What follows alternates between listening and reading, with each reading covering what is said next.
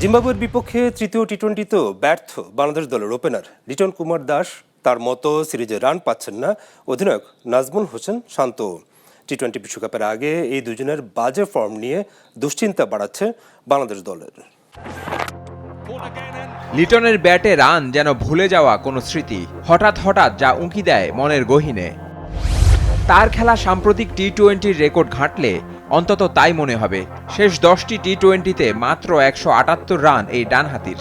Innings প্রতি করেছেন মাত্র 19.78 রান।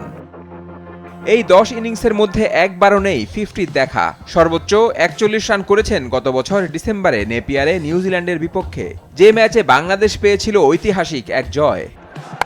সবেধন নীলমণি এই একটি ইনিংস ছাড়া গত এক বছরে টি-20তে লিটন মানেই মাথা নিচু করে প্যাভিলিয়নের পথ ধরা। তবে রানের চেয়েও যেটা সবচেয়ে বেশি দৃষ্টিকটু সেটা লিটনের আউট হওয়ার ধরন। প্রায় প্রতি ম্যাচেই উইকেট ছুঁড়ে আসছেন, আউট হচ্ছেন অত্যন্ত বাজেভাবে, যা প্রশ্ন তুলছে তার দায়িত্বশীলতা নিয়ে। লিটনের মতোই রান তৃষ্ণায় নাজমুল হোসেন শান্ত।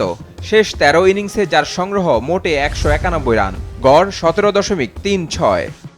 শ্রীলঙ্কার বিপক্ষে কিছুদিন আগেই সিলেটে করেছেন হার না মানা 53 রান। গত এক বছরে দ্রুতলয়ের টি-20 ক্রিকেটে এই একটি বলার মতো স্কোর বাংলাদেশ দলের বর্তমান অধিনায়কের। টি-20তে স্ট্রাইক রেট নিয়েও ভুগতে হয় নাজমুল শান্তকে। বিশ্বকাপ খেলতে আসা সব অধিনায়কের মধ্যে তলানির দিক থেকে দ্বিতীয় শান্ত। একমাত্র উগান্ডার অধিনায়কের টি-20 স্ট্রাইক রেটই কম বাংলাদেশ দলের অধিনায়কের চেয়ে। টপ অর্ডারে লিটন শান্তর রান করতে ভুলে যাওয়া খারাপ বার্তা দিচ্ছে বাংলাদেশ দলের ড্রেসিং রুমে। জিম্বাবুয়ের মতো তুলনামূলক দুর্বল প্রতিপক্ষের বিপক্ষেই এই যদি হয় অবস্থা, তবে বিশ্বমঞ্চে বড় কিছুর আশা করা হবে বোকামি। টি-20 বিশ্বকাপকে সামনে রেখে ব্যাটারদের রানে ফেরা বড্ড জরুরি। বিশ্বকাপে যখন বড় বড় স্কোর করবে বড় দলগুলোর ব্যাটাররা, সেখানে বাংলাদেশের ব্যাটারদের ধুঁকতে দেখাটা হবে বড়ই বেমানান।